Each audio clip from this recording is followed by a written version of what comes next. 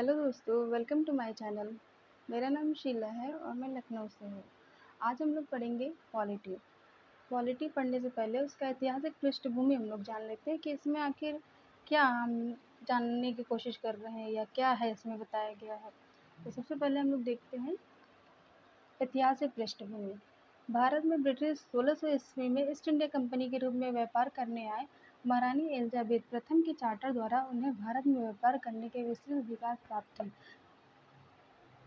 प्राप्त थी। कंपनी जिसके कार्य अभी तक सिर्फ व्यापारिक कार्यों तक ही सीमित थी। 1765 में बंगाल, बिहार, उड़ीसा के दीवानी अर्थात राजस्व एवं दीवानी के अधिकार प्राप्त कर लिए। अर्थात कहने का मतलब ये है कि भारत में ब्रिटिश 1600 में ईस्ट इंडिया कंपनी में व्यापार करने के लिए भारत आए। तो उस समय महारानी एलिजाबेथ प्रथम के चार्टर द्वारा उन्हें भारत में व्यापार करने का अधिकार प्राप्त हो गया। कंपनी जिसके कार्य अभी तक सिर्फ व्यापारिक कार्य तक ही सीमित थे।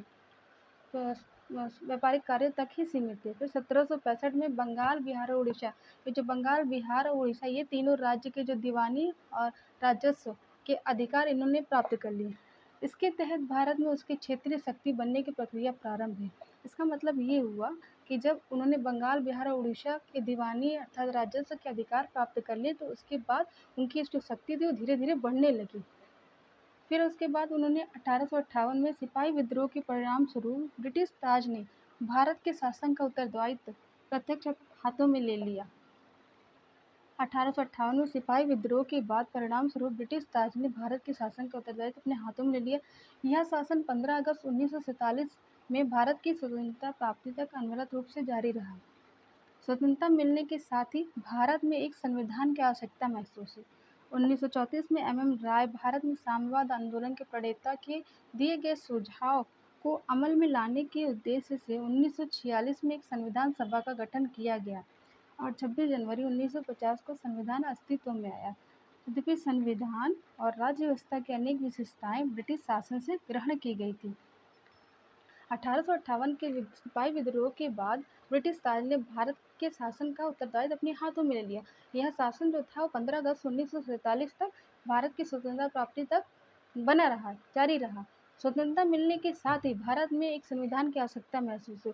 तो 1934 में एम राय जो थे साम्यवादी आंदोलन के प्रणेता थे, उन्होंने एक सुझाव दिया कि संविधान सभा का गठन किया जाए, तो उसको अमल में लाया गया। तो 26 नवंबर 1949 में संविधान सभा अस्तित्व में आया। 26 जनवरी 1950 को संविधान अस्तित्व में आया। संविधान और राज्य व्यवस्था की अनेक विशेषताएं ब्रिटिश शासन से ग्रहण की गई थी। तो आज की क्लास यहीं समाप्त करते हैं। इसके आगे की वीडियो के लिए हम लोग दूसरे पार्ट में इसके आगे की वीडियो देखते हैं। अगर आपको ज़रा से वीडियो समझ में आए या पसंद आया हो तो चैनल को लाइक करिएगा, सब्सक्राइब करिएगा और आगे आपका कोई कमेंट हो, कोई मैसेज हो तो आप प्लीज़ मुझे मैसेज करिएगा।